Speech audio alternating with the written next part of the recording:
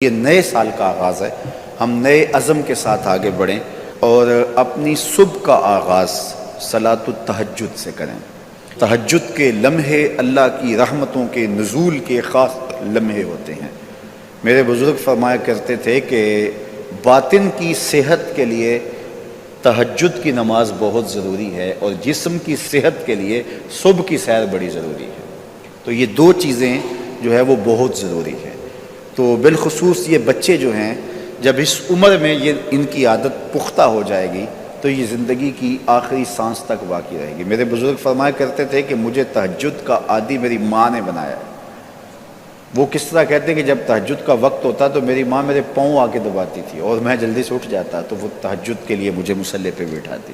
اس کے بعد نماز فجر ادا کیجئے اور سورۃ یاسین جو شخص اپنے دن کا آغاز سورہ یاسین سے کرتا ہے، سارا دن اس کی حفاظت ہوتی ہے، شیاطین سے، شریروں سے، شر سے، گناہوں سے اور بہت سارے معاملات سے اور نادیدہ حملوں سے، بہت کچھ چیزوں سے اللہ تعالیٰ اس کو محفوظ رکھتا ہے۔ تو سارے سورہ یاسین کی تلاوت اپنے معمولات میں شامل کر لیں۔ نماز فجر کی ادائیگی کے بعد آپ ہلکی پھلکی ورزش ضرور کیجئے۔ جو قوی مومن ہے، طاقتور مومن ہے، کمزور مومن کی نسبت اللہ کو زیادہ محبوب ہے۔ تو طاقتور مومن، قوی مومن، یہ مطلوب ہے شریعت کا اور یہ مقصود ہے شریعت کا۔ پھر سونے سے قبل سورۃ الملک ایک مرتبہ ضرور پڑھیے گا۔ جس طرح سورہ یاسین پڑھتے ہیں تو سارا دن آپ کی حفاظت رہتی ہے، اور سورہ ملک اگر پڑھتے ہیں تو ساری رات آپ کی حفاظت رہتی ہے۔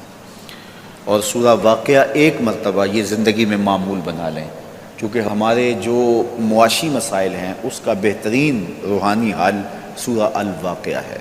سورہ الواقعہ کی تلاوت کرنے والا کبھی بھی کنگال نہیں رہتا۔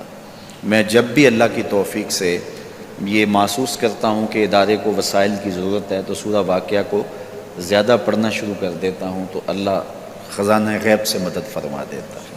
اور جب بھی کبھی میں چاہتا ہوں حرمین طیبین میں حاضری کے لیے تو سورہ واقعہ کی تلاوت میں لازمی کرتا ہوں، اس نیت سے کہ اللہ اس کی برکت سے، وہاں چونکہ ایک کا 1,00,000 کے بدلے میں جو ہے وہ ثواب ہے، تاکہ جو ہے وہ زیادہ سے زیادہ اللہ تعالیٰ وسائل عطا فرمائے۔ تو یہ ساری جو بہاریں آپ کو نظر آ رہی ہیں، اس میں بہت سارا حصہ سورہ الواقعہ کا ہے۔ جس معاشرے میں ہم جی رہے ہیں یہ ناہموار معاشرہ ہے۔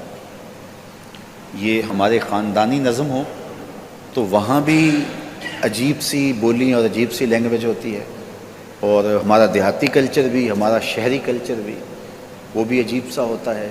اسی طرح جو ہے وہ یہ ہمارے مدارس کی، مساجد کی دنیا بھی، یہ بھی ایک الگ کائنات ہوتی ہے۔